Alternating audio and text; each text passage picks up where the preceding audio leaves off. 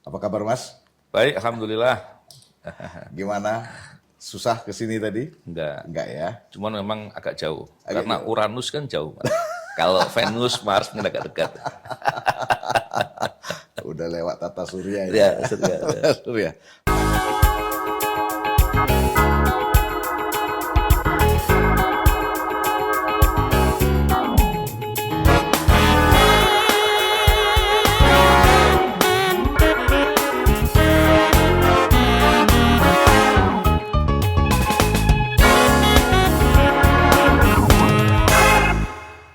Mas, kita mulai dengan satu pertanyaan sederhana. Ya. Kenapa sih ada korupsi, Mas?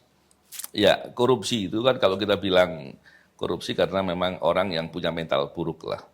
Tapi pada dasarnya korupsi terjadi karena ada pengkhianatan terhadap negara. Jadi sederhananya begini Pak Jilal. Korupsi itu pasti kaitan dengan negara. Delik korupsi maksud saya, karena korupsi itu kan bisa dimaknai macam-macam ya. Delik korupsi atau tidak pidana korupsi itu terjadi karena negara, tentunya adanya negara, adanya masyarakat, adanya orang-orang, ada tujuan yang sama, maka dibuatlah konstitusi. Untuk melaksanakan konstitusi maka dibentuklah pemerintah. Untuk adanya menjalankan tugas-tugas atau misinya pemerintah, maka ada aparatur. Aparatur tanpa kewenangan tidak bisa ngapa-ngapain, maka diberikanlah kewenangan. Dengan kewenangan itu, maka apa harus dilakukan? Dia harus melaksanakan semua hal terkait dengan tujuan negara yang ada dalam konstitusi. Tapi ketika mereka ini mengkhianati, mereka justru melalaikan, tapi malah membuat untuk kepentingannya sendiri, kepentingan orang lain, bukan kepentingan masyarakat, itu korupsi.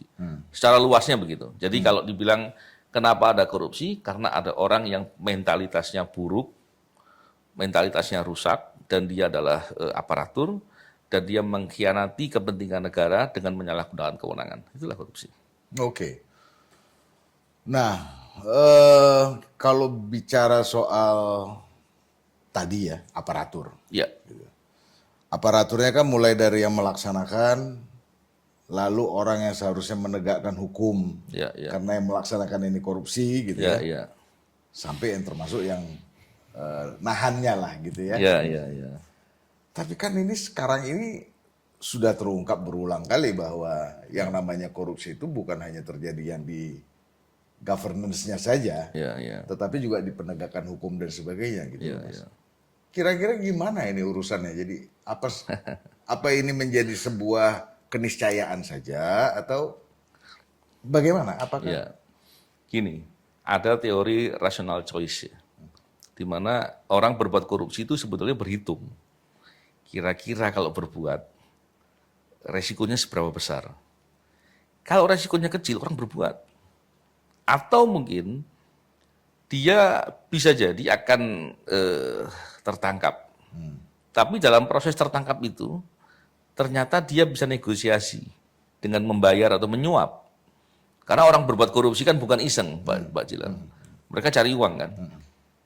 Uang yang dia kumpul ini kira-kira akan dirampas nggak kalau nanti ketangkep? Kalau ternyata tidak, atau banyak peluang untuk bisa diselamatkan, dia jalanin hukuman saja, mungkin itu orang masih berhitung, oh ya berbuat aja. Kenapa? masih ada untung gitu? Masih ada untung, masih ada untung. Jadi kalau kita lihat, kenapa korupsi terjadi terus?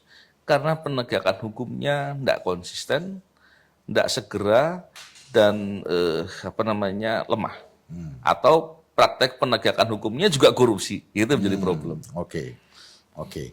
Mas, dulu sejauh yang saya pahami dan saya tahu, KPK itu kan amanah daripada konstitusi Ya, setelah kita reformasi ya. ya, Dan itu dengan alasan yang sangat clear saya kira, karena ketidakyakinan terhadap institusi penegakan hukum yang ada. ya, Gitu ya. ya. Mas Novel sebagai orang yang pernah di KPK dan bla bla bla, kita tahulah sekarang bagaimana sehingga di kepolisian ya sekarang, di Polri ya, Ya, Polri sebagai penasehat. Sejauh apa Mas Novel masih melihat bahwa KPK ini masih efektif untuk cita-cita atau keinginan kita memberantas korupsi yang sebelumnya itu? Ya, ya. Begini Pak Jilal, kalau praktek korupsi ini walaupun mungkin ke depan Indonesia semakin baik, tetap harus ada upaya yang berkelanjutan dan terus-menerus untuk memberantasnya, untuk mencegah dan memastikan tidak terjadi lagi. Dengan kondisi yang baik pun tetap harus berjalan, apalagi kondisi sekarang, di mana praktek korupsi masih banyak. Paling tidak kita lihat dari indeks persepsi korupsi Indonesia yang 34 dari angka 100. Itu kalau sekolah itu apa nilainya itu? E atau F itu? Udah gak Ini ada sangat nilainya. buruk ya. Udah fail. Ya, udah begitu buruk ya. Dan itu prihatin sekali. Kalau kita melihat dibentuknya KPK, memang karena lembaga penegak hukum lain sedang tidak dipercaya gitu, atau praktek korupsinya banyak. Gitu. Maka KPK dibentuk. Tapi kalau kita lihat di UNCIC itu dimandatkan di sana Indonesia sebagai negara peserta dan Indonesia meratifikasi di UNCIC itu dimandatkan untuk adanya lembaga pemberantas korupsi yang independen. Oh, jadi permanen. Harusnya ya, harusnya ada permanen dan betul-betul concern di bidang itu. Sekarang dengan melihat kondisi KPK hari ini, saya tidak melihat KPK diarahkan untuk independen dan kuat. Memang kalau kita lihat problematika begitu berat. Sebaliknya, penegak hukum yang lain sepertinya ada penindakan-penindakan yang cukup besar ya. Walaupun demikian, saya tetap berpandangan bahwa lembaga penegak hukum yang independen itu tetap harus ada KPK. Yang kedua, kita seringkali salah dalam melihat kasus nih, Pak Jilal. Orang sering melihat kasus besar, tapi orang lupa apakah menyentuh aktor intelektual. Banyak kasus nggak sampai ke aktor intelektual, hanya di level-level operasional. Ada sekian ratus, ada sekian puluh triliun yang level kena hanya direksi. Saya kok nggak yakin ya, direksi BUMN. Mestinya mengungkap kasus korupsi itu harus tuntas, sehingga tujuan penegak hukumnya tercapai. Yang kedua, korupsi kan seringkali dikaitkan dengan kerugian keuangan negara.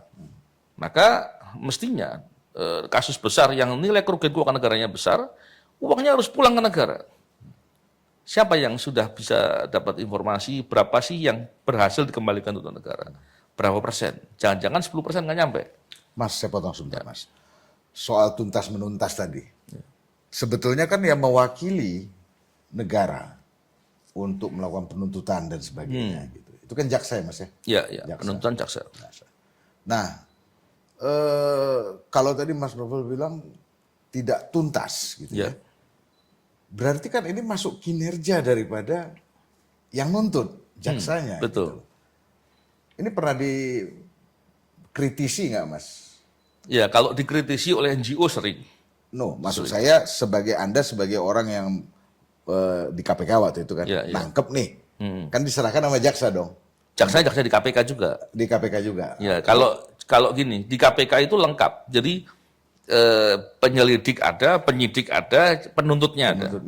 Jadi KPK nggak menyerahkan ke Jagung ya. Oh, oke. Enggak. Jadi beda. Jadi nggak tuntas yang saya katakan itu bisa juga sebagian ada di KPK, tapi banyak yang kita lihat ada di penegak hukum lain, di Kejagung maupun yang ditangani dari kepolisian gitu.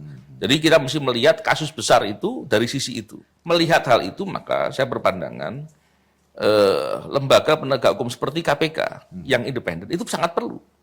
Kenapa? Seringkali nggak tuntas itu karena aktor intelektualnya mungkin ya orang yang punya pengaruh kuat, orang yang tanda kutip nggak tersentuh. Hal begitu yang membuat perlunya lembaga yang independen. Yang independen pun masih rentan bisa terintervensi, apalagi yang nggak independen. Itulah maksud saya. KPK masih independen, Mas, sekarang? Dengan adanya perubahan undang-undang nomor 19 tahun 2019, itu KPK dimasukkan dalam rumpun eksekutif. Terkait dengan proses pemilihan pimpinan KPK yang sekarang berjalan. Ada 10 calon, nanti akan dipilih 5 dari 10. Saya sampaikan untuk diteliti kembali, tapi ternyata Pak Presiden sudah mengikuti apa yang diusulkan 10 itu, walaupun idealnya bisa diperiksa dulu lah. Dari 10 ini masih ada yang bermasalah nggak? Karena dugaan saya masih ada itu bermasalah. Kalau orang bermasalah menjadi pimpinan KPK, kira-kira mau ngadepin apa gitu kan?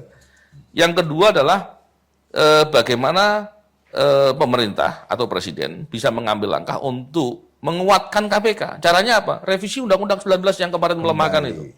Revisi Kuatkan dengan perubahan, apakah kembali ke undang-undang yang lama atau dibikin dengan yang kuat dan lebih baik. Terus yang berikutnya adalah teliti kasus-kasus besar yang belum tuntas. Tuntaskan semuanya. Dan yang ketiga, saya sampaikan perlunya dibentuk sistem integritas nasional. Karena dengan begitu kita berharap pemilihan para pejabat dilakukan dengan transparan, akuntabilitas dalam seluruh lembaga-lembaga negara dilakukan dengan betul-betul baik, itu pasti akan menggeser. Jadi betul-betul mengarahkan bahwa kita akan sungguh-sungguh untuk anti korupsi dan melakukan perbaikan secara menyeluruh. Mas, saya kembali kepada soal independensi tadi. Saya awam, saya tidak hafal atau tidak persis tahu ya. Dalam proses pemilihan, apakah dampak daripada masuknya dia ke ranah eksekutif sekarang ini ada pengaruhnya nggak Mas terhadap proses penyaringan calon-calon ini? Kalau yang dulu rasanya campur tangan presidennya kan tidak terlalu banyak ya. Artinya dia cuman menetapkan saja gitu ya, ngangkat lah gitu, inaugurasi saja. Nah, kalau yang sekarang ini kira-kira gimana Mas? Sebetulnya saya tidak melihat kaitan langsung dengan rumpun eksekutif, KPK sebagai rumpun eksekutif. Tapi lebih kepada bagaimana presiden memilih para panitia seleksi. Kita lihat panitia seleksi itu mestinya kerjanya transparan dan akuntabel. Tapi belakangan atau periode yang kemarin kita lihat dipilihnya Firly Bahuri dan kawan-kawan orang-orang brengsek yang bermasalahnya parah gitu. Ini betul-betul nggak masuk akal gitu. Kita lihat di situ ada ahli psikolog, seorang profesor gitu, yang katanya betul-betul bisa membaca soft kompetensi dan potensi-potensi lain yang mestinya bisa mengetahui hal itu. Tapi yang nyatanya 5 dari 5 orang, 4 orang bermasalah. Kira-kira berapa tuh nilai kegagalannya? Skor deviasinya terlalu parah gitu. Inilah yang mesti harus bisa dilakukan karena masukan dari masyarakat sudah banyak. Kenapa masukan itu diabaikan? Apakah mereka punya penjelasan? Hal-hal begini yang harusnya dilihat. Ya, saya khawatir kemudian pemilihan panitia seleksi itu ternyata ada intervensi di sana. Atau pemilihannya dilakukan untuk memilih orang-orang yang bisa mengakomodir suatu kepentingan-kepentingan. Nah, ini yang bahaya. Itu yang bahaya. Nah, nanti seolah-olah bisa jadi mungkin presiden tidak ada maksud gitu. Tapi sebaliknya bisa juga presiden ternyata punya kepentingan. Ya, saya nggak tahu, tapi terlepas dari mana yang pertama atau yang kedua saya katakan tadi, panitia seleksi memang harus orang yang betul-betul kredibel, orang-orang independen, orang yang betul-betul dipercayalah.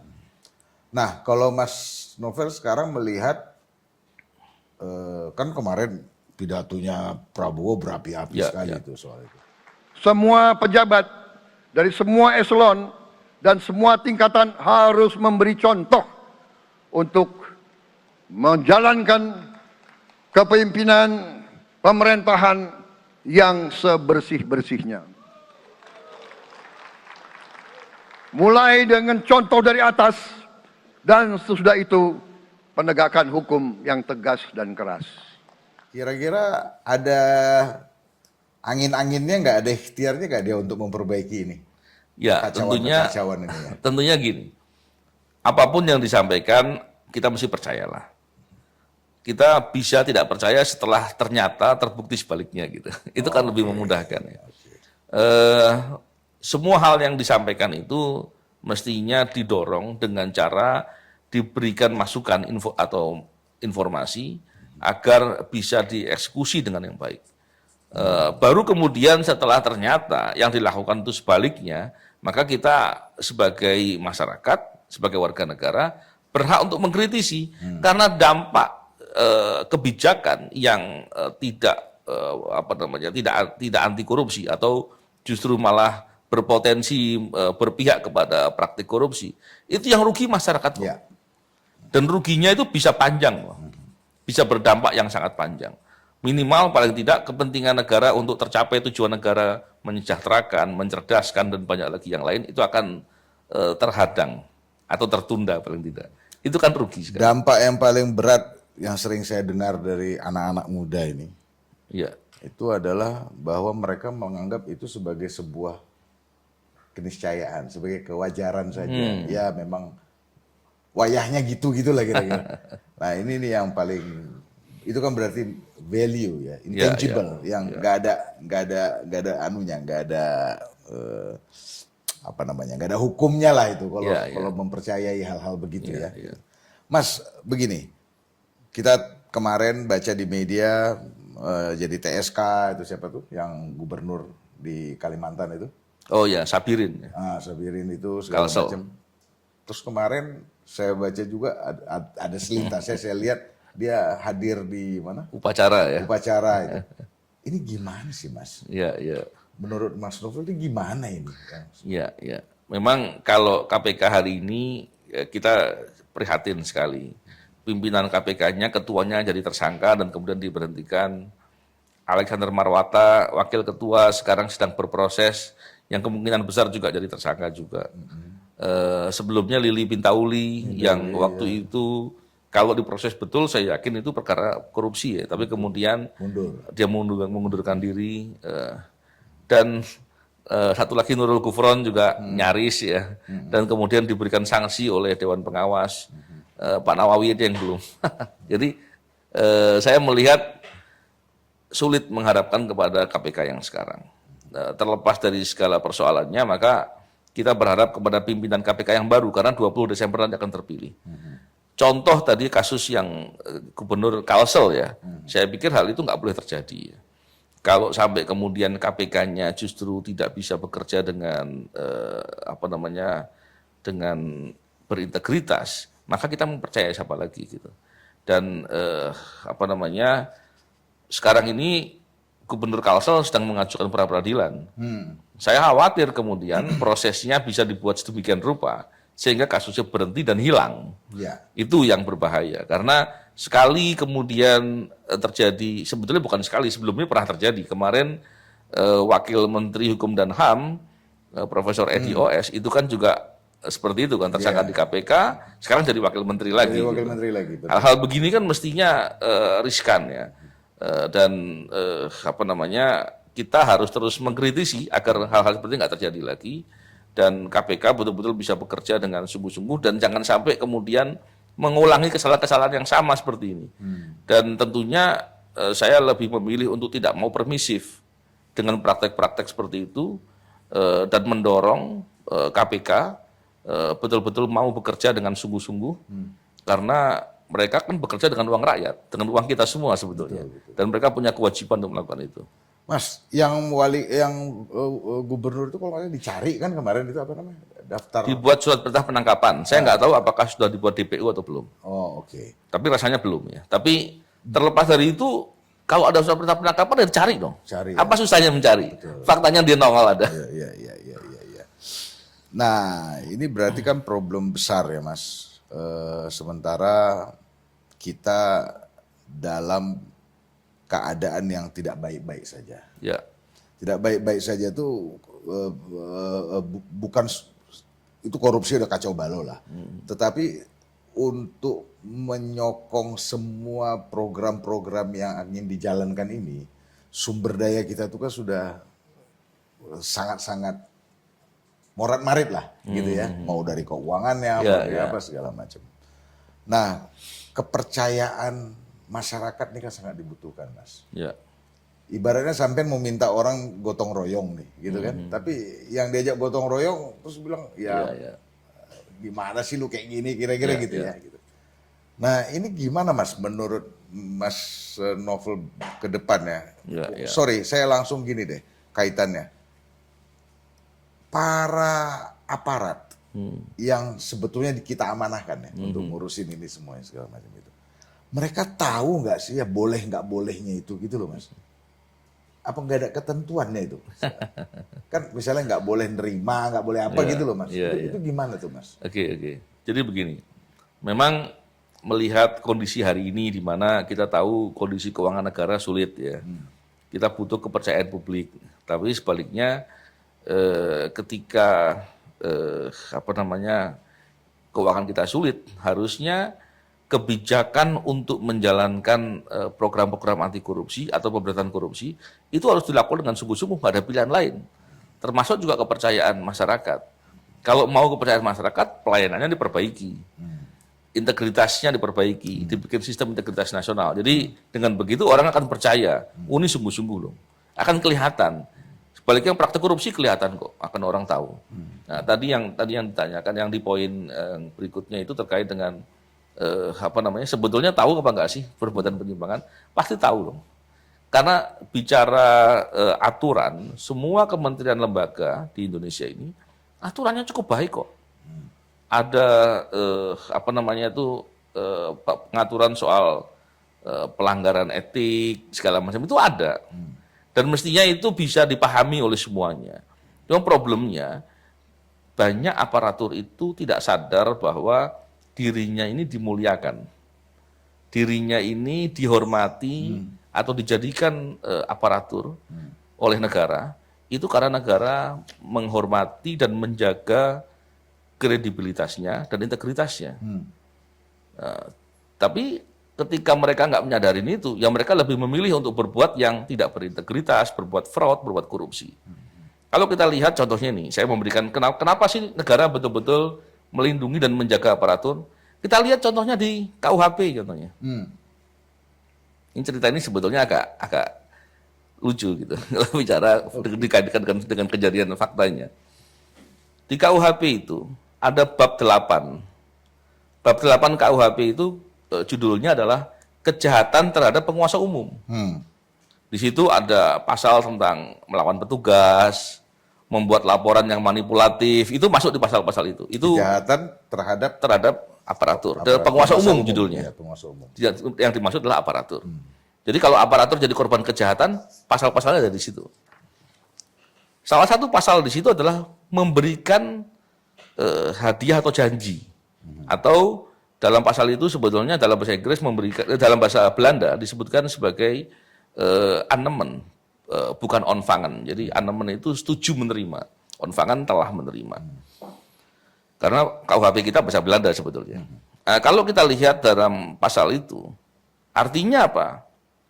Seseorang yang menyuap atau memberikan uang atau bentuk-bentuk lain yang bisa dilihat dengan uang kepada aparatur, dia sedang berbuat jahat kepada aparatur. Bayangkan, aparatur diberi uang adalah korban kejahatan. Ini kan dahsyat ini. Seringkali kalau kita ngomongin ke masyarakat umum, bingung loh, masa sih? Iya. Dan kita lihat faktanya, hari ini orang aparatur yang menjadi korban kejahatan pencurian, dia melapor nggak? Melapor.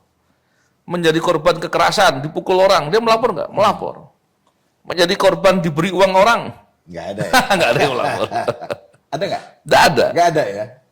Kalaupun ada sangat-sangat sedikit gitu. Sedikit. Saya belum pernah dengar masalahnya.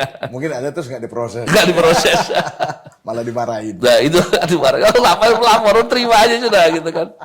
Padahal memberi uang itu, kenapa kemudian menjadi delik pidana? Karena dia sedang diserang harkat martabatnya, direndahkan kehormatannya, diserang integritasnya. Ini kan sebetulnya negara melindungi. Iya. Nah, cuman persoalannya tadi kesadaran itu nggak ada. Sebaliknya, ketika kemudian aparatur itu justru menerima pemberian itu, dia mau diberi uang, diserang kehormatannya, tapi dia menerima, maka perbuatannya itu masuk dalam kualifikasi yang dimaksud di bab 28 KUHP, bab kejahatan dalam jabatan. Jadi di pasal itu dia telah berbuat jahat dalam jabatannya dia sebagai seorang aparatur. Nah, inilah yang gambaran sebetulnya negara sudah memposisikan dia terhormat, tapi dia merusak kehormatannya sendiri. Tapi memang hari ini kalau kita lihat persoalan soal integritas, soal harkat martabat ini seringkali diabaikan. Padahal itu sesuatu hal yang sangat besar, sangat mahal dan nggak terukur nilainya. Sangat ini ya basic. Mas, kalau begitu tadi kejahatan terhadap kejahatan terhadap penguasa umum. terhadap penguasa umum. Maaf, apa yang menimpa Anda kan itu kejahatan terhadap penguasa umum juga. Harusnya. Harusnya. Karena menyerang petugas itu kalau itu di pasal terhadap penganiayaan itu ada pemberatan, hukumnya ditambah 1/3. Kan kalau pasal saya ketika dulu disiram air keras, itu kan penyerang itu nyerang petugas. Karena ada kaitannya dengan tugas. Ya. Menyerang kepada petugas pasalnya pemberatan. Kalau seandainya ancamannya itu 3 tahun gitu, dihukumnya 3 tahun, Tambah. maka ditambah 1/3, jadi 4 tahun harusnya begitu. Tapi kalau saya enggak, dikurang jadi 1,5 tahun saja. Nah, itu Tapi memang itulah yang menjadi persoalan ya. Saya masih melihat praktek penegakan hukum di kita ini praktek korupsinya begitu banyak. Akhirnya ketidakadilan jadi di mana-mana. Saya pernah menjadi korban karena itu. Oke. Tadi kalau misalnya saya balik lagi dengan yang pertama tadi, Mas. Yang tadi ya, penegakan yang di luar KPK tadi ya. Ya, ya. Kasus-kasus besar tadi Ya. yang tidak menyentuh aktor intelektualnya Ya. gitu. Dalam kasus Anda atau aktor intelektualnya terkuak nggak? Boro-boro aktor intelektual. Pelakunya sendiri kita nggak percaya itu pelakunya. Nggak percaya Pak. Bukan cuma saya. Kalau kita lihat, penyerang saya ini kan dikenali wajahnya oleh lebih dari 5 orang tetangga saya. Semua orang yang tetangga saya ini tidak ada yang mengatakan itu pelakunya. Tidak bisa mengkonfirmasi. Tidak bahwa mengkonfirmasi itu pelakunya. Belum lagi ketika yang bersangkutan justru mengaku dia sebagai penyerangnya. Loh, ini kok dia nyerang? Kita bingung kan? Begitu juga ketika di persidangan dia katakan dia itu menyiramnya pakai air aki yang dicampur air. Air aki campur air. Terus berarti nggak berdampak dong harusnya. Nggak berdampak luka bakar di muka saya dong harusnya. Ke mata juga nggak terdampak. Harusnya begitu kan? Begitu juga baju saya pakai. Baju saya kan akhirnya kan sobek. Baju Disiram, sholat sobek. itu ya? Saya pakai baju jubah waktu itu. Oh, oke. Baju jubah yang agak tebel. Oke. Warna coklat. Disiram itu Robek itu. sobek. Dan sobek itu bukan karena yang saya sobek. Karena begitu saya disiram, saya buka, saya taruh di bawah. Saya tinggal untuk saya segera harus siram air. Begitu juga dengan cairan yang dipakai nyiram ke saya kan tumpah ke bawah. Beton jalan di depan rumah saya kan beton dari beton itu melepuh berubah warna. Begitu juga dengan tempat di mana dia mempersiapkan untuk menuangkan dari botol ke gelas, tumpah sebagian di situ berubah warna. Itu fotonya ada, videonya ada. Terus orang yang mencium sisa airnya, air itu terasa seperti kalau air keras kan kayak ada panas gitu ya. Iya. Kalau ada uapnya gitu ya. Terus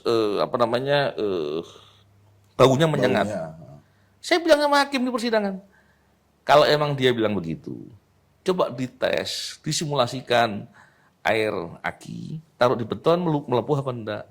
Ditaruh di kain, bikin sobek apa enggak?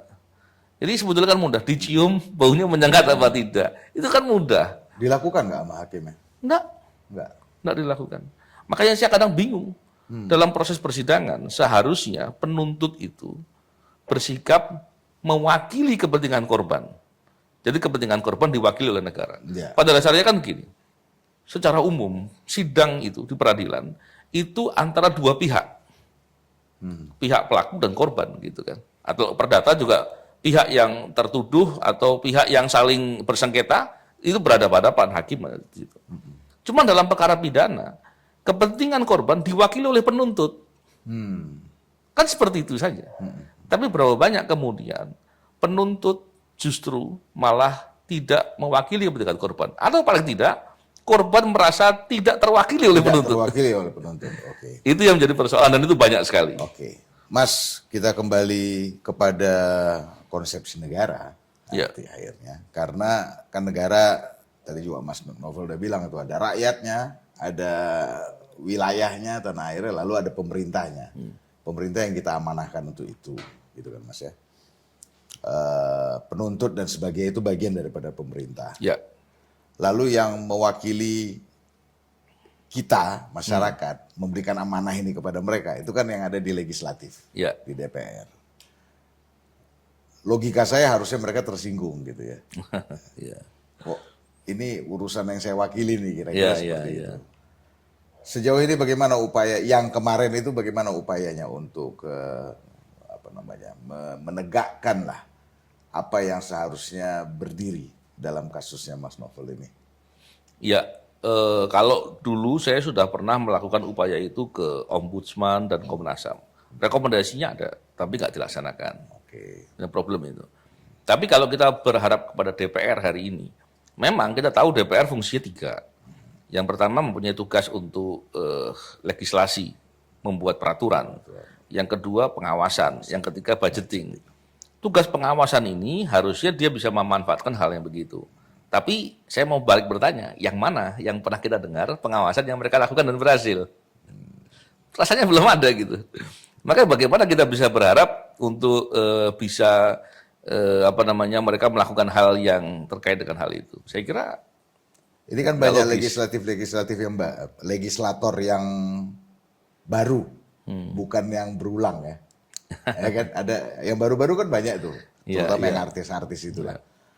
Ada expect untuk mereka. Saya kira begini Mas, orang yang sudah pernah ada dulu mungkin kita ya nggak bisa expect banyak-banyak lah gitu ya. Tapi yang baru-baru ini gimana? Justru sekarang pandangan saya lebih mundur ya. Kenapa? Karena kalau dulu itu anggota DPR lah gitu ya, itu bisa betul-betul lebih punya independensi. Hari ini kan lebih kurang. Dia bisa diganti di tengah jalan, Tengah kok. jalan. Bisa ditarik kan dengan PAW. Jadi justru posisinya jauh lebih lemah daripada yang dulu-dulu gitu. Jadi problemnya Jadi saya nggak yakin ya. yakin. Oke lah, di tengah ketidakyakinan itu, kalau gitu mungkin ini pertanyaan terakhir saya Mas. Iya, iya. Menurut Mas Novel, apa yang harus kita lakukan agar keadaan ini tidak terus-menerus seperti ini gitu? Ya, gini. Kalau kita lihat atas segala praktek korupsi itu bisa jadi terkait dengan pengelolaan uang negara, bisa jadi terkait dengan pengelolaan sumber daya milik negara, bisa jadi terkait dengan layanan untuk menegakkan keadilan dan layanan-layanan umum lainnya. Semua itu ketika terjadi praktek korupsi yang rugi kita, masyarakat. Kita akan merasakan betapa sakitnya mendapat ketidakadilan ketika kita mendapat kasus terkait dengan diri kita. Semoga enggak, jangan nunggu itu kan. Tapi kita berbuat aja. Oleh karena itu, maka penting bagi kita untuk terus mau mengkritisi, untuk terus mau bersuara, untuk memperbesar pengaruh, untuk mendorong NGO, tokoh-tokoh untuk terus berani mengambil sikap kritis. Karena sikap kritis itu nggak mudah juga. Seringkali direpresi, seringkali kemudian dikriminalisasi dan banyak lain. Tapi sikap untuk mendorong seperti itu penting. Kenapa? Hari ini di perpolitikan kita, check and balance-nya lemah. Kita tahu mestinya check and balance dilakukan oleh politik dengan cara oposisi. Tapi siapa yang melakukan itu? Oleh karena itu peran masyarakat mestinya atau para tokoh, para orang yang terdidik harus mau mengambil peran itu. Untuk terus mau kritis, untuk terus mau bersikap. Karena kalau itu nggak dilakukan maka rugi. Kita lihat praktek korupsi yang terjadi hari ini. Lama-lama sekedarnya saja saya melihat diletakkan pertanggungjawaban. Bahkan kalau kita lihat berapa banyak praktek korupsi itu terjadi dan atas dampak kerugian yang ditimbulkan itu justru kita ini masyarakat ataupun negara yang malah mensubsidi kepentingan koruptor. Jadi yang seharusnya dampak kerugian dari korupsi itu dibebankan kepada para pelaku-pelaku korupsi, tapi pelakunya dibebankan hukuman yang tidak terlalu besar dan kemudian dampak-dampaknya kita yang semua yang harus menanggung seperti mensubsidi kepentingan korupsi. Oleh karena itu tadi kita mesti harus terus mendorong agar sikap kritis itu terus terjadi. Kita harus mau untuk mengkritisi pemerintah, bukan benci ya. Kita sayang sama mereka.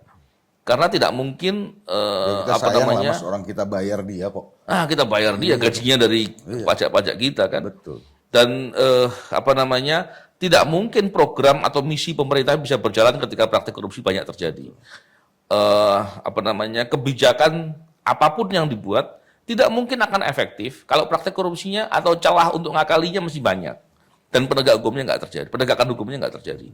Oleh karena itu sikap kritis ini akan menguntungkan pemerintah dan kemudian akan bisa membuat setidak-tidaknya dampak kerugian terhadap kita itu bisa dieliminir. Semoga kalau itu bisa terjadi. Oleh karena itu kita harus merawat kewarasan, merawat kesadaran agar kita terus mau bersikap, terus mau kritis, agar pemerintah sadar dan melakukan kewajiban dan tanggung jawabnya. Oke, Mas, soal kritis itu saya kira bukan sesuatu yang elitis gitu ya.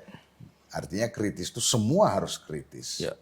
Nah, ketidakkritisan itu salah satu yang saya lihat itu adalah karena banyak orang tidak menyadari bahwa dia membayar pajak yang digunakan oleh mereka-mereka yang berkuasa itu untuk bekerja. Yang dikorupsi juga itu. Nah, sehingga saya kira membangun kesadaran orang bahwa Anda tuh membayar loh, sama dengan terima bansos itu, Mas. Dia terima 100.000, dia sebetulnya bayar pajak lebih dari 100.000 kalau dikumpulin dalam setahun. Gitu. Dia harus tahu itu. Dia bukan berterima kasih. Betul. Itu cuma dikembaliin sebagian, kira-kira gitu loh, Mas. Nah, ini yang mungkin perlu disuarakan juga bahwa supaya mereka ngerti kenapa mesti kritis.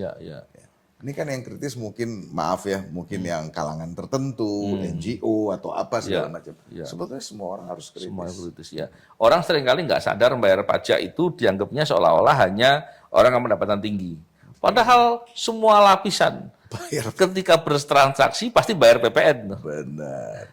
Bayar PPN kan jangan-jangan di level-level masyarakat bawah malah lebih banyak bayarnya. Lebih banyak karena PPN itu yang bayar konsumen akhir.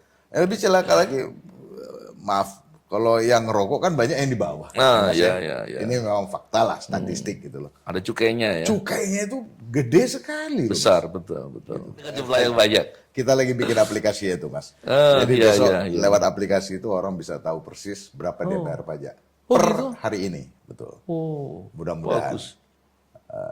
Mohon doanya. Iya. Mas Novel, terima kasih banyak. Sama-sama, Pak Dika.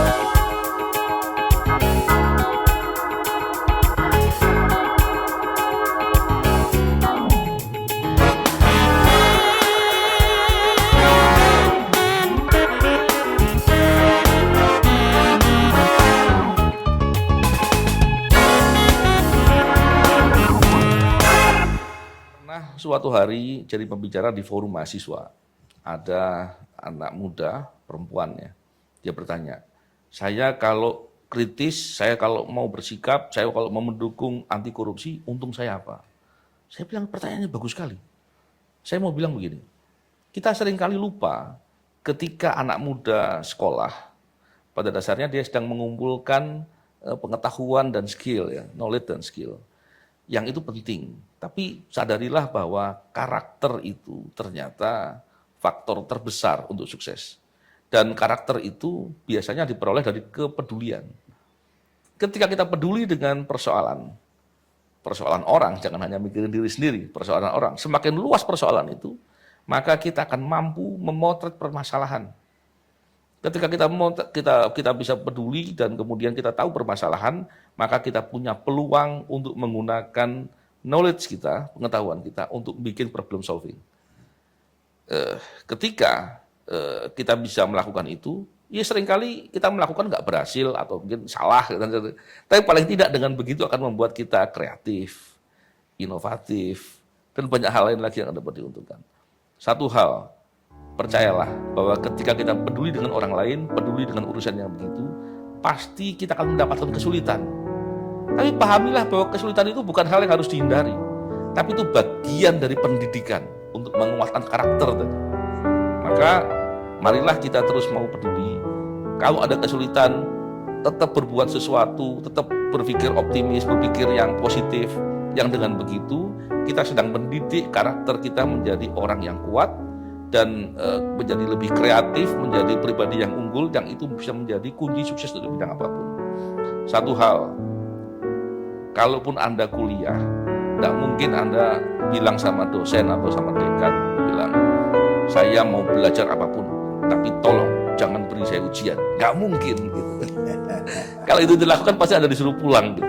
Jadi hidup ini adalah bagian dari ujian-ujian.